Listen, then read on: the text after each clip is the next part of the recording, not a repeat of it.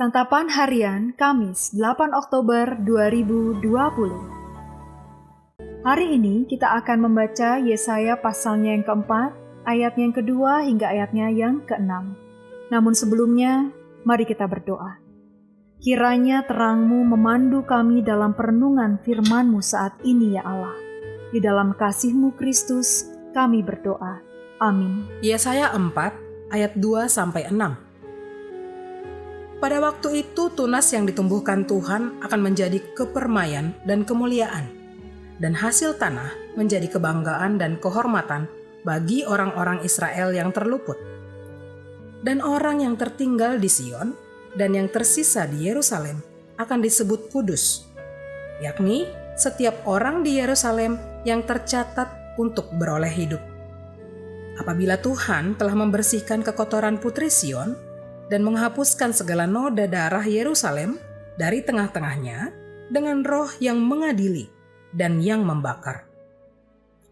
Maka Tuhan akan menjadikan di atas seluruh wilayah Gunung Sion dan di atas setiap pertemuan yang diadakan di situ, segumpal awan pada waktu siang dan segumpal asap serta sinar api yang menyala-nyala pada waktu malam. Sebab di atas semuanya itu akan ada kemuliaan Tuhan sebagai tudung. Dan sebagai pondok tempat bernaung pada waktu siang terhadap panas terik, dan sebagai perlindungan dan persembunyian terhadap angin ribut dan hujan. Sahabat Santapan Harian, apa respon Anda ketika mendengar istilah kedaulatan Allah? Allah adalah pribadi yang berdaulat. Kedaulatannya merupakan hal yang tidak bisa diganggu-gugat. Ketika kedaulatan ini dikaitkan dengan umat perjanjiannya, maka hal ini menegaskan bahwa Allah memiliki otoritas tertinggi dan mutlak atas mereka. Sebab itu Allah ikut campur tangan dalam sejarah umat untuk mewujudkan rencananya. Dalam nubuatannya, Yesaya menyebutkan bagaimana Allah yang berdaulat itu melakukan hal yang mendatangkan pemulihan dan kemurnian bagi Yerusalem. Hal ini terjadi setelah umat kembali dari pembuangan, dan Yesaya menegaskan bahwa Tuhan menumbuhkan tunas yang akan menjadi kepermaian dan kemuliaan.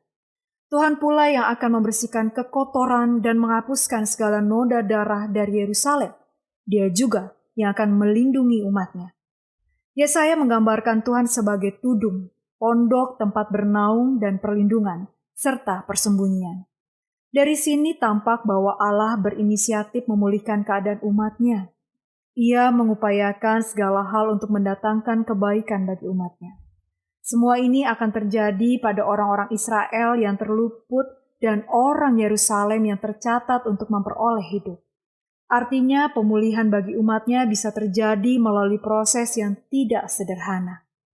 Pemulihan hanya berlaku bagi mereka yang rela dibersihkan dari kekotoran dan segala noda darah dengan roh yang mengadili dan yang membakar.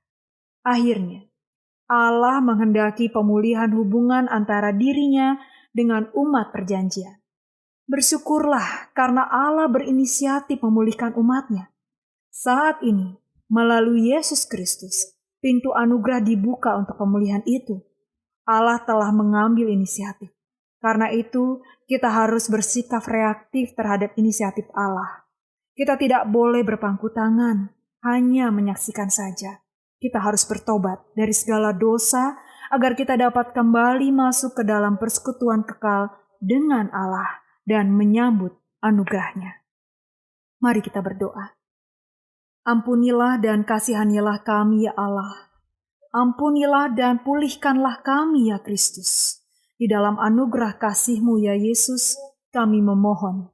Amin.